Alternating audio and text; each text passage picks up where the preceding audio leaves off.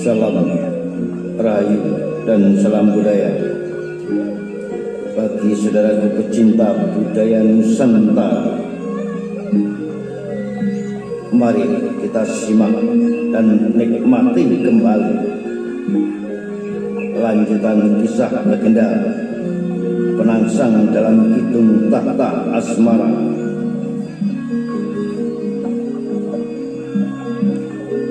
Karya Nasirun Purwokatun.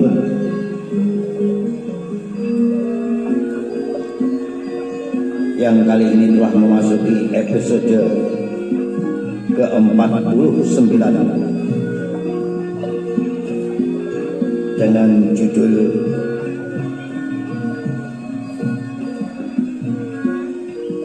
Undangan Penasaran.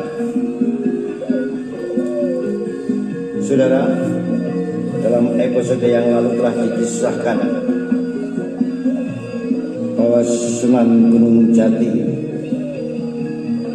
dan Sunan Kudus nampaknya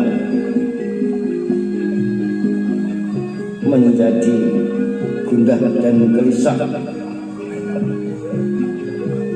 karena sudah dianggap tidak penting lagi di lingkungan Keraton Demak Bintoro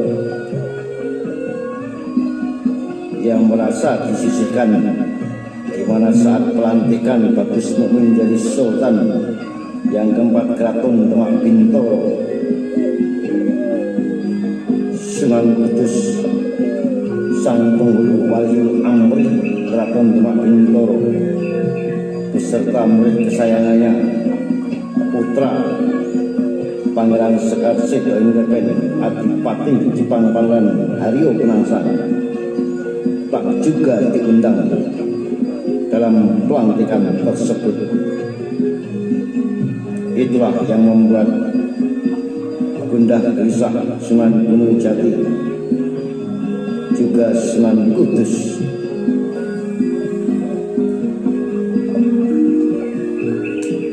Sunan Kudus menatap sendu wajah tamunya.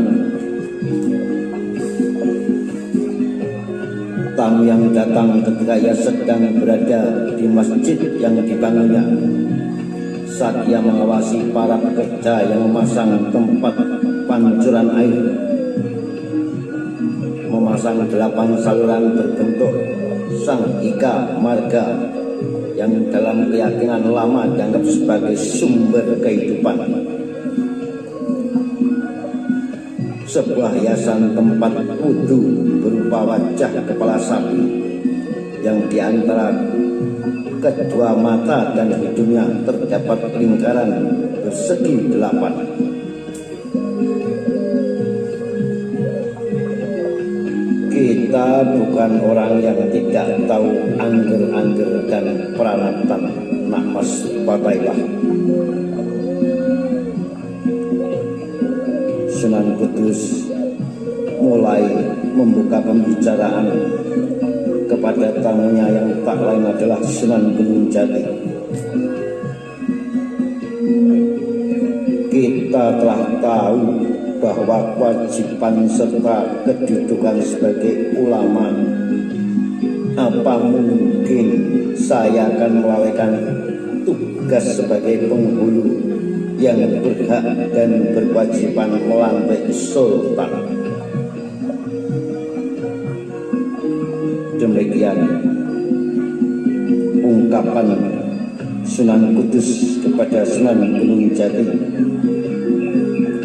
Jadi Romo juga tak tahu apapun tentang adanya pelantikan, tanya Sunan Gunung Jati.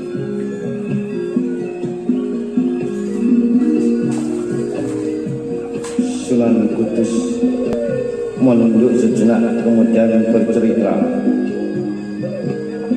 "Nak Mas Patailah, 2 bulan lalu saya berpesan kepada Pangeran Hadiri untuk menyampaikan ke Kesultanan. bahwa permasalahan pelantikan saya pasrahkan untuk dilanjutkan, biar cepat diselesaikan, diputuskan dan tidak diundur-undur terlalu lama dari penetapan. Jadi saya memberikan amanat kepada Kalijogo untuk mengundang seluruh ulama dan mengadakan permusyawaratan. Tapi sampai sekarang ternyata tak pernah ada undangan yang datang ke Kudus. Yang terjadi justru langsung menyelenggarakan pelantikan, dan itu pun tanpa pemberitahuan kepada saya sebagai orang yang pernah memberikan amanat. Demikian penegasan Sunan Kudus kepada Sunan Gunung Jati, dan Sunan Gunung Jati makin terhenyak. Jadi Romo Sunan pun sama seperti saya, tak diberitahu apapun dan juga tak diberikan undangan. Tanya Sunan Gunung Jati kepada Sunan Kudus, pemimpin Waliul Amri itu mengangguk pelan, kemudian menggeleng perlahan. Sunan Gunung Jati mulai memahami apa yang sebelumnya membuatnya penasaran. Ulama Cirebon itu pun menarik napasnya dalam-dalam, seakan merasakan ganjalan di dada yang makin memberat. Cobalah nak Mas Papailah renungkan sejenak apa yang akan terjadi pada kuda yang berlari sendiri tanpa ada pengendali. Saya sesungguhnya sudah lama mengalah kepada Kalijogo, karena selama ini dialah yang lebih dipercaya oleh almarhum Sultan Trenggono. Tapi dengan langkah pelantikan ini, saya jadi sulit untuk memahami apa maunya. Apa memang lembaga Waliul Amri sudah tidak dihargai lagi, dan saya sendiri sebagai penghulu apa juga sudah tidak dihormati lagi? Coba renungkan, pelantikan itu telah dilaksanakan tanpa ada pemberitahuan apapun, pemberitahuan kepada orang yang secara sah masih menjabat penghulu Waliul Amri. Coba nak Mas Fatailah renungkan. Demikian penegasan ungkapan hati Sunan Kudus kepada Sunan Gunung Jati yang setia duduk bersila di depannya. Sunan Kudus berkata pelan dan dalam tanpa menatap wajah tamunya. Namun dari tekanan dan nada bicaranya, Sunan Gunung Jati mampu merasakan kekesalan yang tersirat dari ucapannya.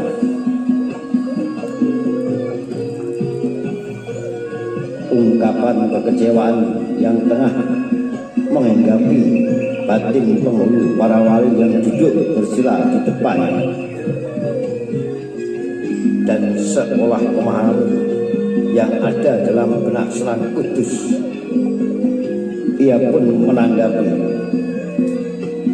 Kanjeng Romo Sunan, saya pun sempat berpikiran bahwa Dimas Kalijogo tak lagi membutuhkan saya dalam permasalahan kesultanan.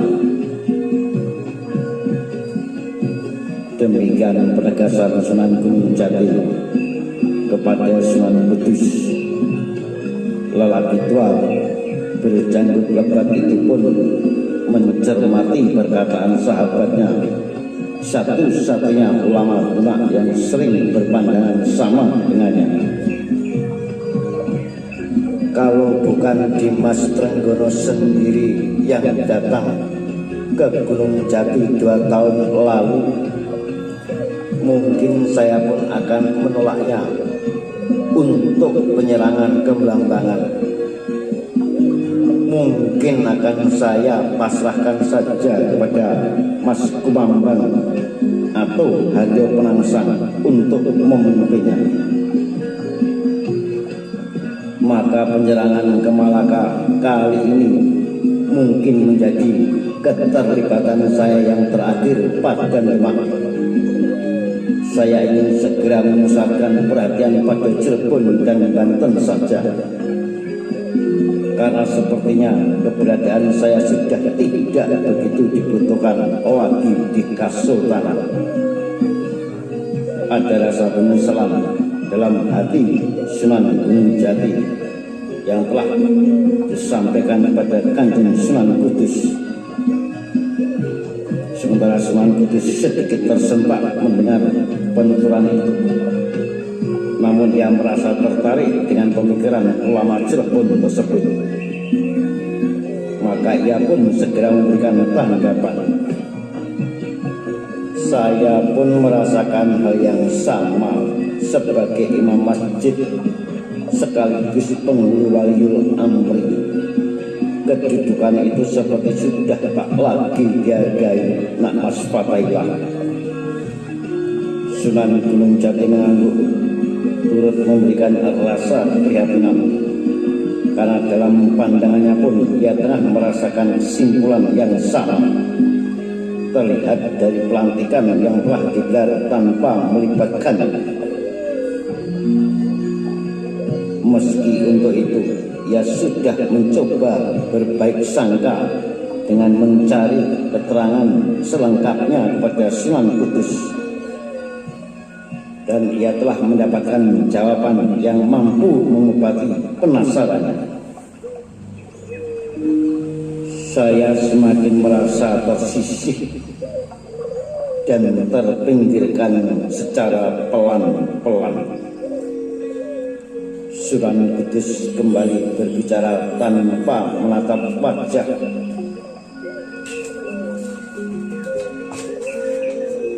Orang yang diajak berbincang di depannya, ia seolah ingin menutupi kekesalan yang tengah memulas wajahnya. Dan pemimpin pesantren Kudus itu berkata sambil melayangkan pandangnya ke arah pelataran, memperhatikan para pekerja yang sedang menyelesaikan pembangunan pintu gerbang. Ada beberapa koriagung dan gapura yang dibangunnya.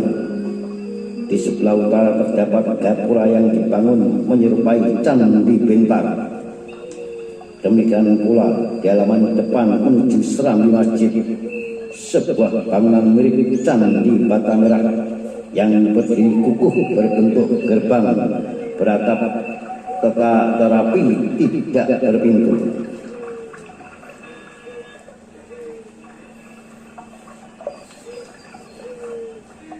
Dalam pembangunan itu Sunan Kudus sebenarnya ingin mengatakan bahwa ia menyukai seni bangunan adat lama. Maka meskipun tengah dibangun adalah sebuah masjid tempat sholat, bentuk bangunan di sekitarnya tidak meninggalkan rupa bangunan pada peribadatan agama lama. Kanjeng Romo Sunan, Demak sepertinya makin ruwet saja. Dengan permasalahan semacam ini, lalu apa langkah yang harus saya lakukan, ya Romo? Sunan Gunung Jati bertanya pelan, meminta pertimbangan kepada Sunan Kudus. Dengan penuh kewibawaan Sunan Kudus berkata, saya merasa permasalahan di Kasultanan telah rumit dan saya sendiri tak bisa sendirian menguraikannya. Bukannya saya kecewa dengan pemerintahan yang ada, tapi menunjukkan mukmin sudah menjelaskan segalanya. Orang yang lemah dan telah menolak masih saja dipaksa untuk menduduki kursi panas. Apa itu bukan awal mula Sangga Kalangan Demak Bintoro? Tegas Sunan Kudus, inggih Romo. Lalu menurut Kanjeng Romo, apa yang harus saya lakukan, Romo Sunan? Tanya Sunan Gunung Jati. Seperti yang tadi Nak Mas Fathahilah sampaikan, kalau sekiranya tak lagi bisa dipertahankan dan keberadaan juga jauh dari Demak, mungkin pemikiran tadi ada benarnya. Pikirkanlah yang terdekat dengan tangan kita dan bukannya mencemaskan yang ada dalam pandangan terjauh mata kita. Jadi ketika Kasultanan Demak telah mulai goyang sebagai kekhalifahan, Nak Mas mantapkanlah Cirebon dan Banten.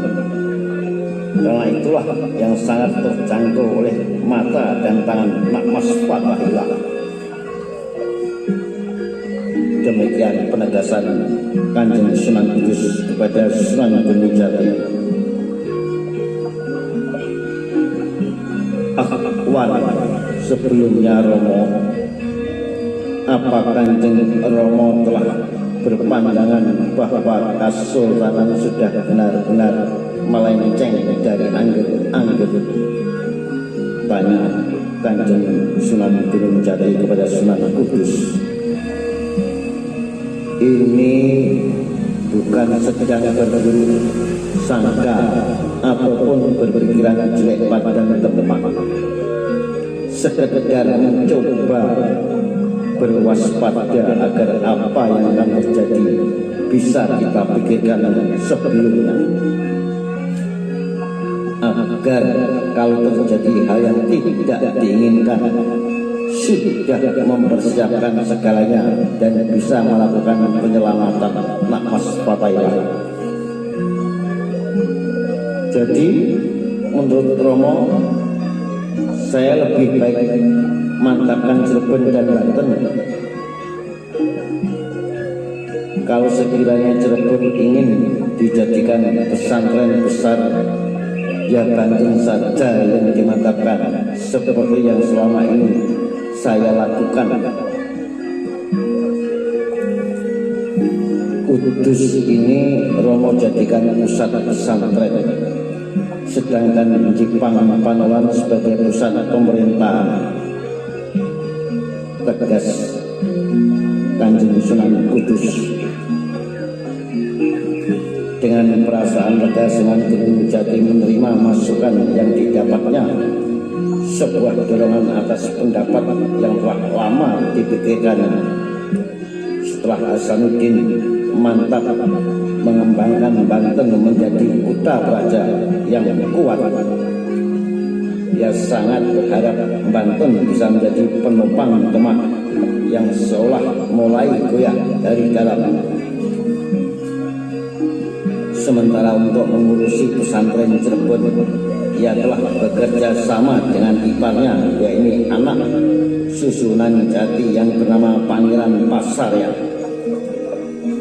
Dengannya ia akan mengembangkan pesantren yang lebih besar lagi, menyiapkan para santri untuk bisa mengukuhkan Islam hingga ke pedalaman Pasundan. Dan perbincangan siang itu pun terus berlanjut sampai kemudian mendadak Sunan Gunung Jati teringat sesuatu. Namun anehnya Romo Sunan, kemarin sebelum pamitan saya sempat menemui Pamekasan. Saya penasaran mengapa tidak diberitahu apapun tentang rencana pelantikan. Dan saya juga bertanya soal ketidakhadiran Penangsang dan Romo Sunan Kudus.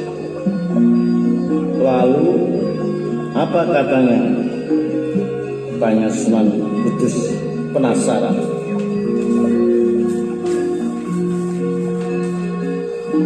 Menurut dia, sesungguhnya Kesultanan telah mengirimkan undangan kepada seluruh ulama Waliul Amri, termasuk untuk kita. Undangan itu sudah dikirim Pamungkas ke dalam Mantingan dan juga ke Panti Kudus Romo. Mendadak Sunan Kudus terengah. Jadi undangan itu telah dikirim. Sunan Gunung Jati mengangguk. Menurut Pamungkas begitu Romo. Demikian juga undangan untuk Penangsang sebagai orang yang pernah diajukan menjadi calon sultan. Sunan Kudus mengernyitkan dahi kemudian memicingkan matanya. Kedua ulama itu pun saling pandang dengan tinggapi pertanyaan yang sama. Undangan itu tidak sampai ke kita. Nah saudara, sampai berjumpa kembali di lanjutan kisah legenda Penangsang dalam Kitab Tata Asmara. Salam rayu, salam budaya, sampai jumpa.